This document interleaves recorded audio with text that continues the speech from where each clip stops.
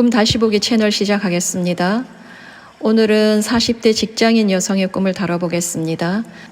제목은 말기암 제인님의 결혼식에 가다로 해주셨습니다. 내용으로 들어가 보겠습니다. 제인님이 있는 곳에 H가 있다. 나 없이 H만 가 있다. 제인님이 말기암이란다. 그런데 어떤 남자가 그 사실을 알고도 결혼을 하기로 한다. 드레스는 입지 않았다. 스님이 주례다. 스님이 두 사람 앞에 서 있다. 공간은 교회 아니면 성당이다. 하객은 나밖에 없다. 나는 소리내어 엉엉 운다. 그동안 제인님을 못마땅해 했던 것을 미안해하며 운다.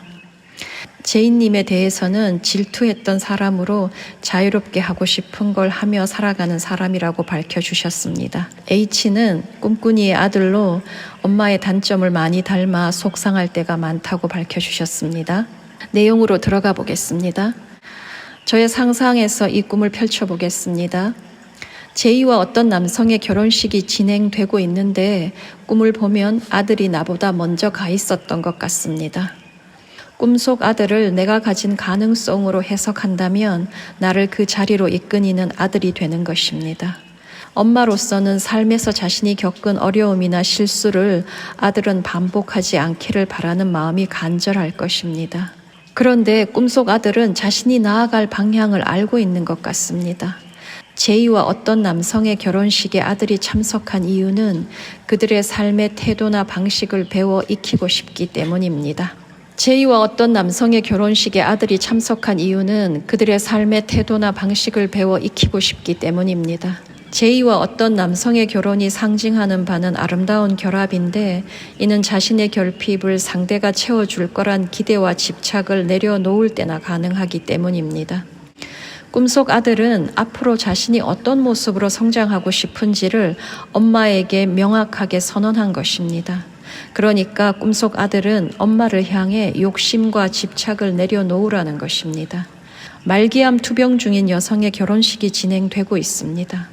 그렇다면 말기암 투병 중인 여성과 결혼 결심을 한 남성은 어떤 마음으로 그런 선택을 한 것일까?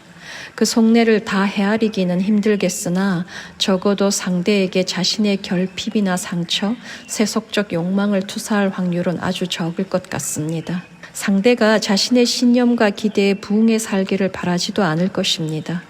상대에게서 세속적 욕망을 충족하려는 욕심은 아주 적을 것이므로 상대에게 기대고 의존하려는 마음도 아주 적을 수밖에 없습니다.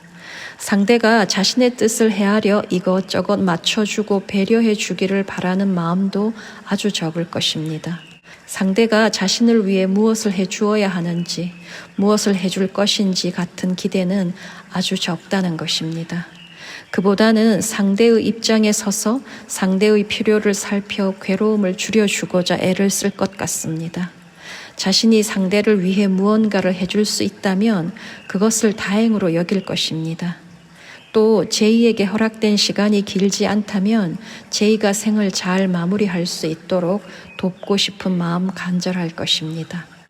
그러니까 꿈은 말기암 투병 중인 제이보다는 그녀와 결혼하려는 내가 쓴 표현을 그대로 가져오면 어떤 남성을 강조하는 것 같습니다. 그런데 어떤 남성에 대한 설명은 꿈 묘사에 일절 없습니다. 말기암 투병 중인 여성과 결혼하려는 남성의 내면에 대해 자아는 도무지 이해할 수가 없고 그가 감당하려는 희생에 대해 아무것도 짐작할 수 없다고 고백하는 것도 같습니다.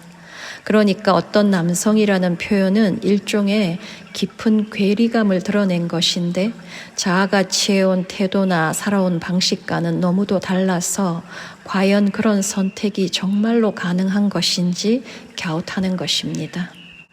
어떤 남성이 한 선택이 자아로서는 사실 이해 불가라 할 수 있습니다. 자아로부터 너무 멀리 있는 유형의 인물이라는 뜻입니다. 자신의 고통이 아닌 상대의 고통을 먼저 헤아려 그 괴로움을 조금이라도 덜어주고자 자신을 희생할 결심에 대해 아는 바가 거의 없다고 고백하는 것입니다.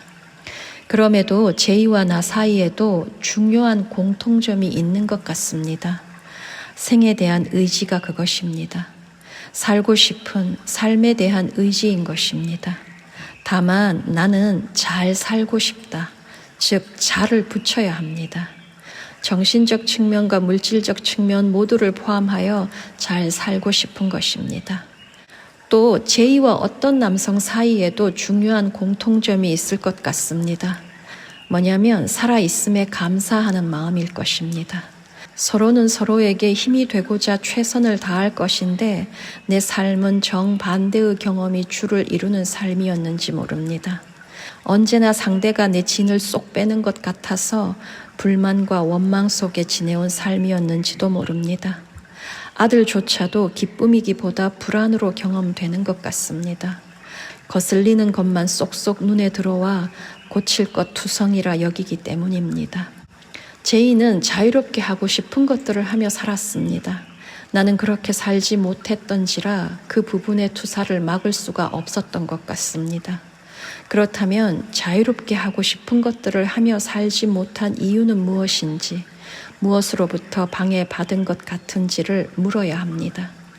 만일 상황 탓이나 남 탓 같은 외부 요인이 떠오른다면 더 들어가 내적 요인을 찾아봐야 합니다.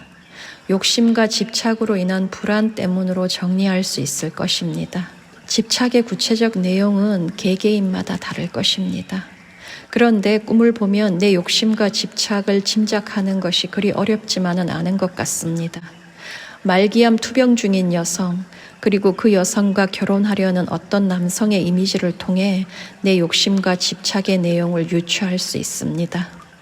말기암으로 투병 중인 이들은 한때는 중요하다고 생각해 매달렸던 것들이 이제 와서 보니 다 부질없는 것들이었다라는 고백을 하곤 합니다. 제이는 원래도 자유롭게 하고 싶은 것들을 하며 살았습니다.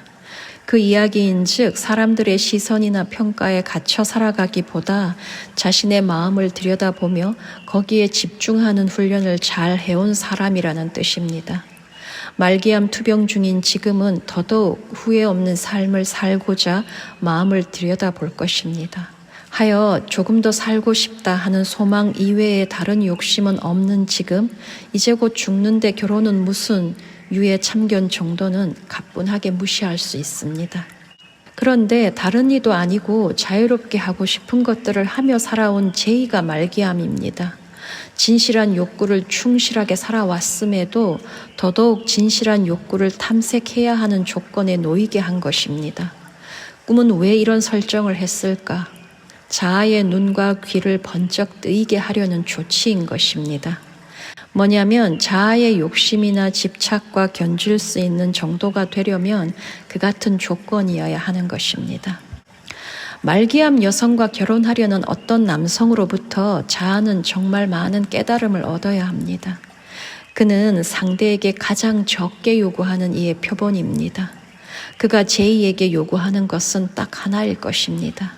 조금만 더 살아줘. 그는 제이의 고통을 덜어주는 조치를 생각하는데 많은 시간을 할애할 것이고 거기에 집중할 것입니다.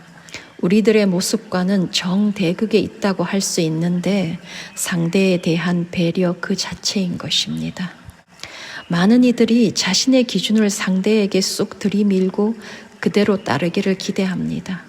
자신의 원칙과 기준에 따라 움직여 달라고 요구하며 상대를 조정하려 듭니다.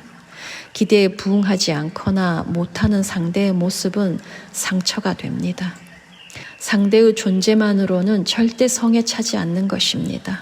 하여 서로를 향한 무자비한 지적과 비난이 마구 오고 갑니다. 괴로움 그 자체를 살아갑니다. 말로는 아니라 하면서도 자신을 위해 이러저러한 것들을 해주기를 바라고 또 바라는 이들 많습니다. 결혼 지옥의 본질은 그렇습니다. 그러한 태도를 내려놓지 않는 이상 관계는 회복 불능으로 치달을 뿐입니다. 주례자는 스님입니다. 불교에서는 삶이란 본래 고라고 했습니다. 문제는 우리의 집착이니 집착에서 놓여놔야 한다고 역설합니다. 아들에 대한 집착으로 괴로워하는 여인에게 법륜 스님이 내린 처방은 저놈의 자식 내 아들 아니다라는 것이었습니다. 관세음 보살 하듯이 저놈의 자식 내 아들 아니다를 계속 되뇌라 했던 모양입니다. 그 처방을 실천한 여인은 자식에 대한 집착에서 놓여날 수 있었다고 합니다. 아들이 나의 단점을 많이 닮아 속상하다 했습니다. 콩 심은 데 콩 나고 팥 심은 데 팥 나는 것을 그 원리를 받아들이지 못하는 것입니다. 내 욕심이고 집착이라는 것입니다. 남편과 자식, 특히나 아들을 향한 욕심과 부질없는 기대로 괴로워하는 여성들 또한 적지 않습니다.